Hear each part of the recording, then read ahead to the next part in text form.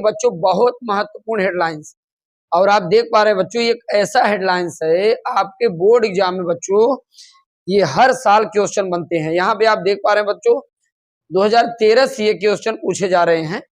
और बच्चों ये क्वेश्चन किस टाइप से पूछे जाते हैं आज हम आपको इन्हीं के बारे में जिक्र करेंगे। और बच्चों ये बहुत इंपॉर्टेंट क्वेश्चन है, राइट, बहुत इंपॉर्टेंट मित्रों, ये आपके लिए हेडलाइंस होने वाला है। यहाँ पे आप देख पा रहे हैं ये बच्चों हेडलाइंस आपके लिए होगी कैसे। मानव भ्रूण के 3 प्रारंभिक जनन स्तरों का क्या भविष्य होता है, स्पष्ट कीजिए। बच्चों जो मानव के भ्रूण होते हैं, मानव भ्रूण के 3 प्रारंभिक जनन स्तरों का क्या भविष्य होता है। जो मानव का भ्रूण होता है, भ्रूण तो आप समझ ही रहे होंगे, 3 प्रारंभिक जनन स्तरों का क्या भविष्य होता है, इन्हें स्पष्ट करना है।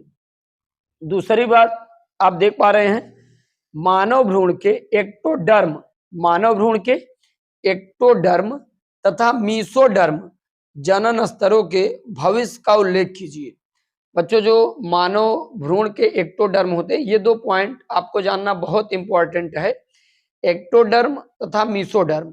और आपको बताते चले जो बच्चों एक्टोडर्म मीसोडर्म है ये ज्यादातर बोर्ड एग्जाम में पूछा जाता है। आखिर में क्या है एक्टोडर्म और क्या है मीसोडर्म। मानव भ्रूण के एक्टोडर्म तथा मीसोडर्म। तो मित्रों यहाँ पे आप देख पा रहे हैं अथवा में एक क्वेश्चन और है।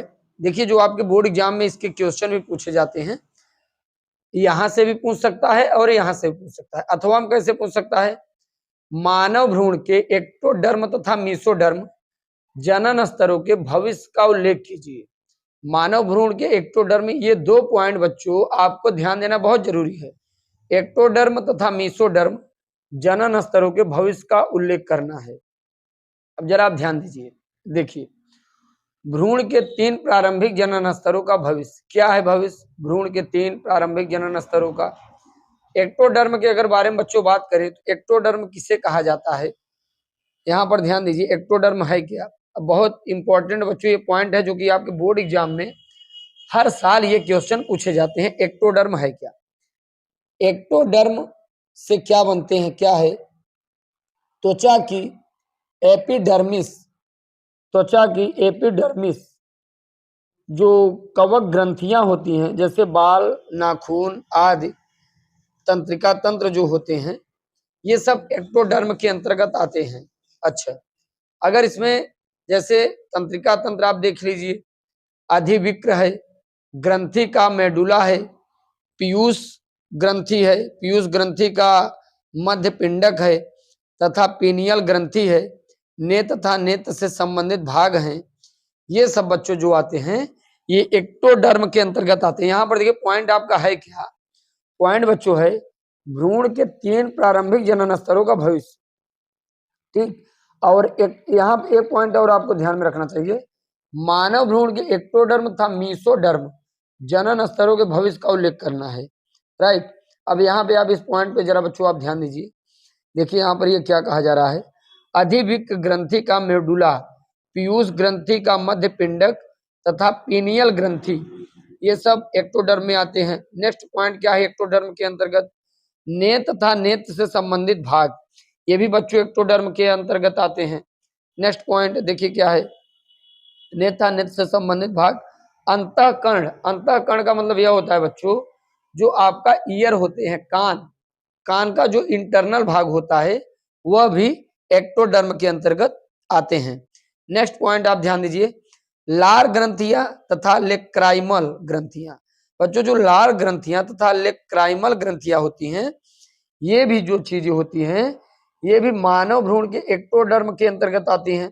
भाई लार ग्रंथियां तथा, लार ग्रंथि का मतलब यह होता है जैसे आपका जो माउथ है बच्चों, जो मुंह है, मुंह के 3 भाग से सबसे अधिक लार का उत्पादन होता है। जैसे मुंह का अप हुआ, अप यानी ऊपरी भाग, नीचे जीवा हुआ, और नाक वाला जो भाग हुआ, कान वाले जो गलुआ वाले जो भाग हुए, यहाँ से सबसे ज्यादा वो होता है। तो बच्चों यहाँ पे आप देख पा रहे हैं एक्टोडर्म जैसे लार ग्रंथि तथा लेक्राइमल ग्रंथि हो गया।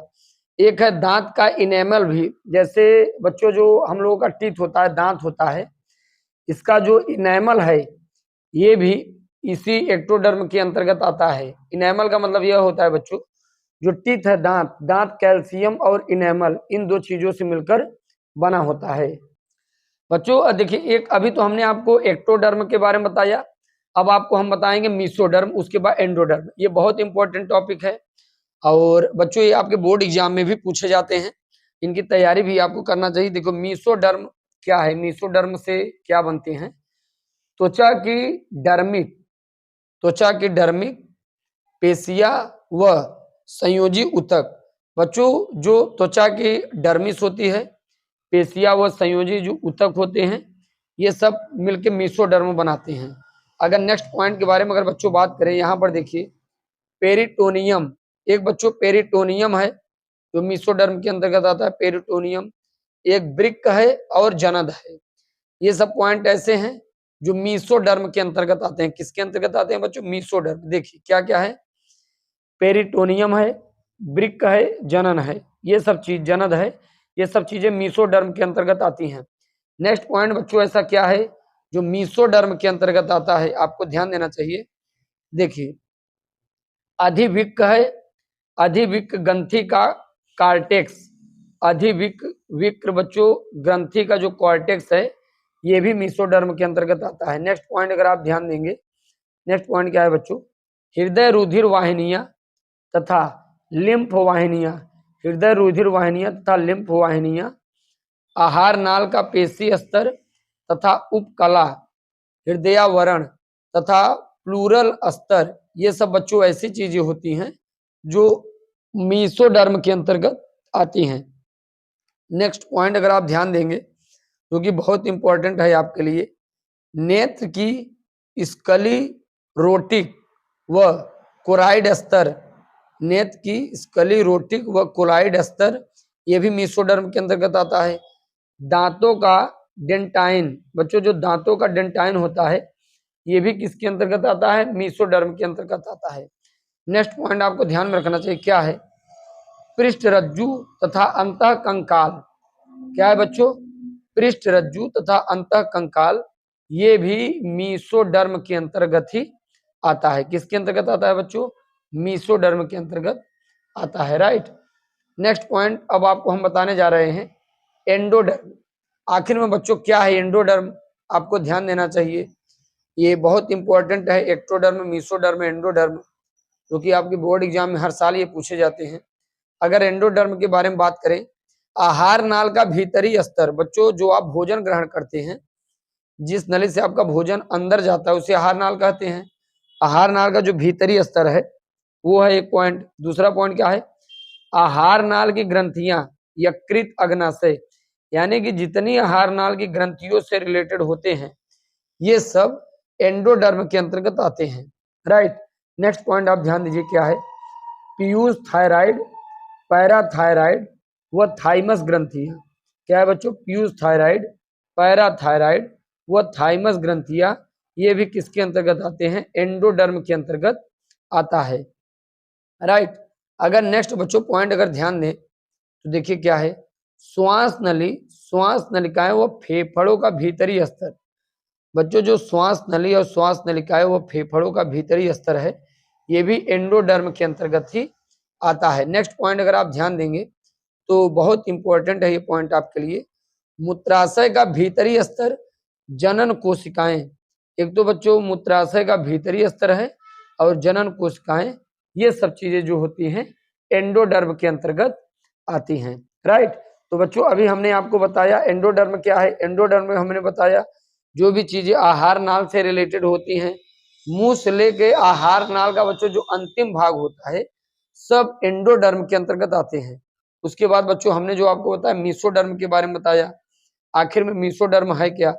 मीसोडर्म में जो बच्चों होते हैं ये अभी हमने आपको बताया। मीसोडर्म में आपके आहार नाल, हृदय इन सभी से रिलेटेड होती हैं। और यहाँ पर देखिए आपको एक्टोडर्म के बारे में बताया, ये भी आपके बहुत इंपॉर्टेंट फैक्टर है। चलिए बच्चों नेक्स्ट क्वेश्चन के साथ मुलाकात करते हैं। जय हिंद।